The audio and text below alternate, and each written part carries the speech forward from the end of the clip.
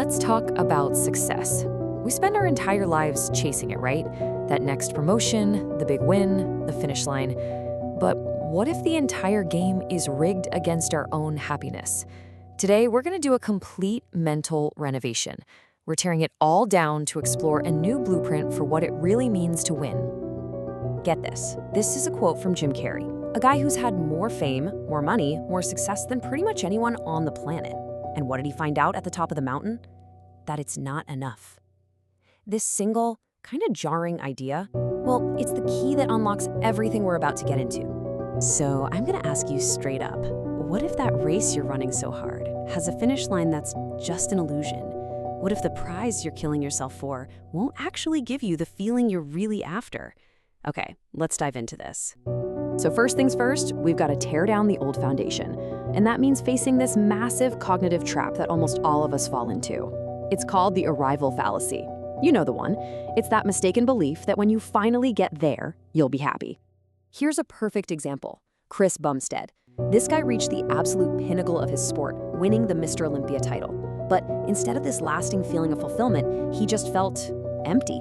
The goal he'd poured his entire life into had become, and this is in his own words, an intense tension. It just wasn't serving him anymore. It was breaking him. And what's so interesting is how you can literally map out his internal shift. He went from having this deep love for the game, thinking, I get to train today, to being completely trapped by the outcome, thinking, I have to work out to win. See the difference?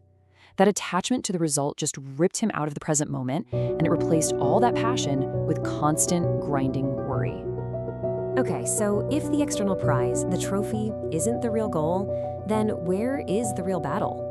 This brings us to the absolute core of this whole idea. The war isn't against some competitor or a deadline on a calendar. The war is internal. This right here is the heart of it all. The real challenge isn't the reps in the gym or the hours at the desk. The hardest part is forging yourself into the kind of person who can do the work, day in and day out. The real opponent is that other version of you, the one that wants to quit, the one that wants to hit snooze, the one that wants to stay comfortable. It is and always will be you versus you. And this just brilliantly illustrates that battle that happens in your head every single day. The alarm goes off, it's dark, it's cold. The voice of comfort whispers, it's too hard, just start tomorrow. But the voice of discipline says, nope, this is what we do now. Comfort says, go on, skip that last set, no one will ever know. Discipline says, I will know. Success is just learning how to win that negotiation over and over again. Now, this might sound super intense, right? War with yourself? But as David Goggins explains, this isn't about punishing yourself. It's about confrontation. It's about looking your weaknesses, your excuses, and your past right in the eye so you can stop running from them. And in that brutal honesty, when you truly know who you are, there's a strange and profound sense of peace. All right, so we've identified the real enemy. Now we need the right weapons. And this isn't about some vague, fluffy motivation. This is about a practical, honest-to-God toolkit for building a mind that doesn't just endure pressure, but actually thrives on it. Tool number 1, chosen suffering. Look, life is going to throw horrible, unexpected stuff at you. That's a guarantee. That's unchosen suffering. The only way to train for it is to voluntarily do things that suck every single day. Go run when it's freezing. Take that cold shower. You're building mental calluses, so when life actually punches you in the mouth, you're ready. Next up, the gratitude shield. Think of this as your emotional kill switch. The two feelings that will absolutely derail you are fear and anger. But here's the thing. Your brain literally cannot feel grateful and fearful at the same exact time. It's impossible. So by consciously choosing in a tough moment to focus on what you're grateful for, you can break that negative spiral and take back control. Okay, our next tool is the everyday resume. And this is the complete opposite of just saying empty affirmations in the mirror. This is about building a mental file folder of evidence. When that voice of doubt starts whispering, you open that folder and you look at the proof. I did that hard run. I finished that brutal project. I got through that. You build real, earned confidence on a foundation of things you have actually done. And the final tool is humility. David Goggins tells this incredible story about William Crawford. This man won the Medal of Honor, the highest award for heroism in the military. Decades later, he was working as a janitor at the Air Force Academy. He had reached the summit, but he found dignity and purpose in quietly cleaning toilets for the next generation. That is the ultimate mastery of the ego. That's the kind of humility that keeps you grounded no matter what. So, we've torn down the old, faulty beliefs. We've forged a new toolkit for our minds. Now it's time for the final act of this whole reconstruction project, redesigning our entire definition of what winning even is. It's about shifting our focus from the prize to the process. Think about any great achievement. It always follows this path. Everyone loves step one, right? The excitement, the new goal. But the magic, the part where you're actually transformed, that happens down in the mud.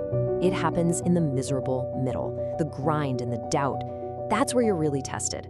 The person you become when you push through that, that's the real prize. The breakthrough in step 4 is way more valuable than any trophy in step 5. And that brings us full circle, right back to Chris Bumstead. This was his ultimate epiphany. After all the pain, the injuries, the moments he wanted to quit, he finally understood.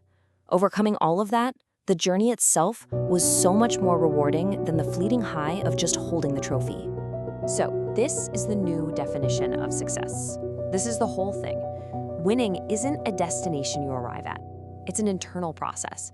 It's the continuous, daily act of becoming stronger, more resilient, more capable. It's not about what you get, it's about who you become along the way. Now, there is one final, crucial piece to this new blueprint. And to be honest, it's an uncomfortable truth that anyone who's ever tried to seriously improve themselves has to face. This journey, well, it's often a pretty lonely one. They call it the lonely chapter. It's that awkward, isolating time where your new habits, your new mindset, it makes you an outsider with your old crowd. But you haven't gotten the results yet to fit in with a new one. You're stuck in this valley with absolutely zero external validation. But you have to understand this. That feeling isn't a sign that you're lost. It is the clearest sign you could possibly get that you are on exactly the right path. And in that lonely chapter, you have to accept a brutal reality. Nobody is coming. Nobody is coming to save you. Nobody's going to do the work for you. You have to be your own parent. You have to be the one to push yourself out the door because your life is 100% your responsibility, yours and yours alone. So in the end, these new rules of success completely change the battlefield. The real championship isn't for a title or a promotion or a number on a spreadsheet. It's the daily war against your own comfort, your own weakness, and your own doubt. And so that leaves us with just one last question. Are you ready to face your real opponent?